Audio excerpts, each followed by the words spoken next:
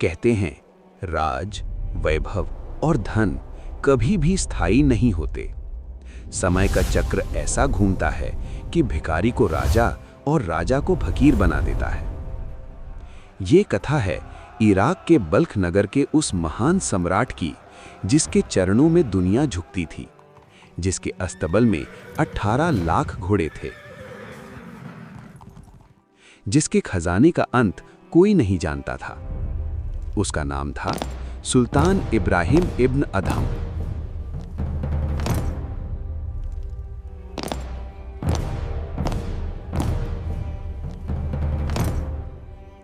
सोने चांदी से जड़ा हुआ महल, हीरों से चमकते जूते जिनकी कीमत 2.5 लाख थी, 16,000 रानियां, अनगिनत सेवक, सैनिक और दास।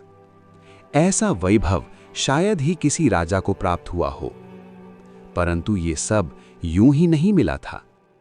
पूर्व जन्म में किए गए दान और भक्ति का फल उसे बार बार मनुष्य जन्म देता रहा। एक जन्म में उसने 3 किलोग्राम गेहूं के आटे का दान किया, और वो भी अपने पुत्र की बलि देकर। उस त्याग और पूर्व की पूजा के प्रभाव से वो हर जन्म में उच्च पद पाता गया। ये सब हुआ सर्वशक्तिमान कबीर परमेश्वर की कृपा से। परंतु इतने वैभव के बीच भी क्या उसका मन शांत था? क्या शिकार, रानियां और अपार संपत्ति उसकी आत्मा की प्यास बुझा पा रही थी? यहीं से प्रारंभ होती है उस राजा की वो अद्भुत यात्रा, जो उसे राज सिंहासन से उठाकर भक्ति और सत्य की राह पर ले गई। एक दिन एक महान संत एक भक्त के घर राजा के महल के पास आध्यात्मिक प्रवचन करने के लिए पहुंचे। सुल्तान इब्राहिम इब्न के महल तक सत्संग की आवाज आ रही थी, जिसे अधम ने रात भर अपनी छत पर बैठकर सुना और भक्ति करने के लिए अत्यधिक प्रेरित हुआ।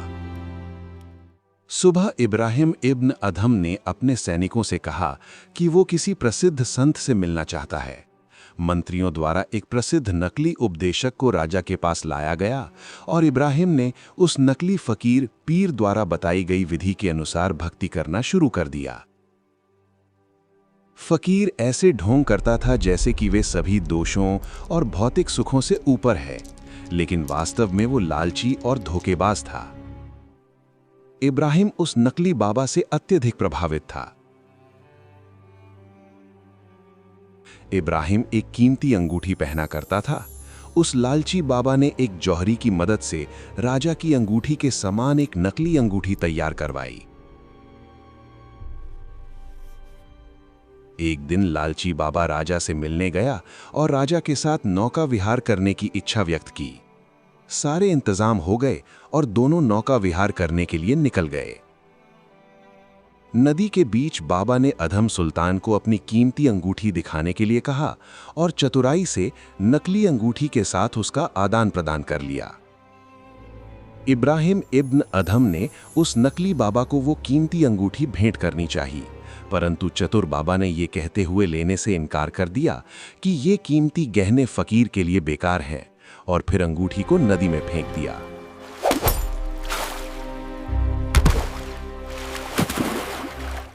अब राजा को यकीन हो गया कि फकीर यानी संत वास्तव में सांसारिक लोभ और माया से दूर हैं तथा एक महान संत है। कुछ समय बाद राजा के एक अत्यंत विश्वसनीय व्यक्ति ने अंगूठी के रहस्य का पर्दाफाश कर दिया। खोज करने पर वो अंगूठी बाबा की ही कुटिया में दबी हुई मिली। ये देखकर राजा को गहरा आघात पहुंचा। बाबा की धोखाधड़ी से राजा का न केवल उस बाबा से बल्कि सभी साधु संतों से विश्वास उठ गया। क्रोधित होकर उसने बाबा को तुरंत कारागार में डालने का आदेश दे दिया। इसके बाद राजा ने अपने पूरे साम्राज्य के साधु संतों को बुलवाया और उनसे प्रश्न किया, यदि तुम में से किसी को खुदा या ईश्वर मिला है तो मुझे भी उससे मिलाने में सहायता करो। दरबार में सन्नाटा छा गया। किसी के पास स्पष्ट उत्तर नहीं था। तभी एक संत आगे बढ़े और उन्होंने राजा से एक गिलास दूध मंगवाने को कहा। राजा ने तुरंत दूध मंगवा दिया। संत ने कहा, राजन, इस दूध में घी नहीं है। राजा ने आश्चर्य से पूछा, दूध से घी कैसे प्राप्त होता है? संत ने शांत स्वर में समझाया, पहले दूध को दही में बदला जाता है, फिर दही का मंथन होता है और तब जाकर घी प्राप्त होता है। फिर संत ने कहा, इसी प्रकार ईश्वर की प्राप्ति भी एक निश्चित विधि से होती है। ये केवल मानव जन्म में संभव है। इसके लिए एक सच्चे गुरु का मार्गदर्शन और सच्ची भक्ति आवश्यक है। लेकिन राजा उनके उत्तर से संतुष्ट नहीं हुआ। क्रोध और निराशा में उसने सभी साधु संतों को भी कारागार में डालने का आदेश दे दिया। जेल के भीतर वे सभी संत चक्की पीसने लगे। वे साधु वास्तव में ईश्वर प्रेमी आत्माएं थीं, किंतु उन्हें सच्चा आध्यात्मिक गुरु नहीं मिला था। इसी कारण वे मनमाने ढंग से पूजा कर रहे थे और दूसरों को भी वही सिखा रहे थे। परंतु भगवान अत्यंत दयालु हैं। वे अपनी प्रिय आत्माओं की सहायता के लिए स्वयं एक प्रबुद्ध संत के रूप में छिपकर प्रकट होते हैं। वे उन्हें सच्चे आध्यात्मिक ज्ञान का उपदेश देते हैं ताकि सही भक्ति करके वे मोक्ष प्राप्त कर सकें। कबीर भगवान ने ऋषि का वेश बनाया और बैल पर सवार होकर राजा अधम सुल्तान के महल के कार्यालय में जा पहुंचे और कहा कि बैल बताएगा कि अल्लाह कैसा है, अल्लाह कहाँ है। बैल परमेश्वर कबीर की कृपा से एक इंसान की तरह बोलने लगा और इब्राहिम से कहा, मुझ पर बैठने वाला अल्लाहु अकबर है। अल्लाहु अकबर है। एक बैल को बोलता देखकर सुल्तान चौंक गया और वो भी प्रभावित हुआ। तब भगवान कबीर बैल सहित गायब हो गए और जेल के सामने खड़े हो गए।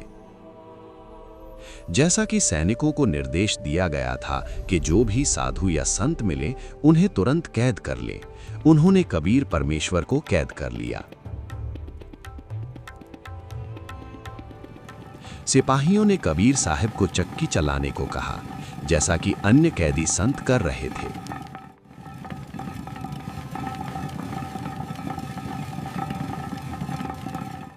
भगवान कबीर ने कहा, हम सभी कैदी एक काम करेंगे, या तो चक्की चलाएंगे या फिर अनाज डालेंगे।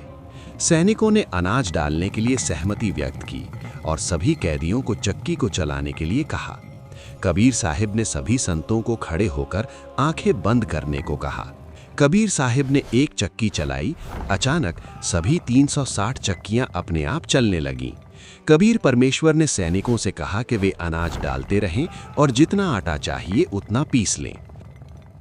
फिर उन्होंने सभी संतों को अपनी आंखें खोलने के लिए कहा। उन सभी ने खुद को जेल के बाहर बल्ख शहर से 1 किलोमीटर दूर एक जंगल में पाया। कबीर परमेश्वर ने सभी संतों को तुरंत नगर त्यागने को कहा। इस प्रकार ईश्वर ने अपने इस दिव्य चमत्कार से सभी संतों को मुक्त कराया। राजा को एक फकीर कबीर के इस दिव्य कार्य के बारे में बताया गया।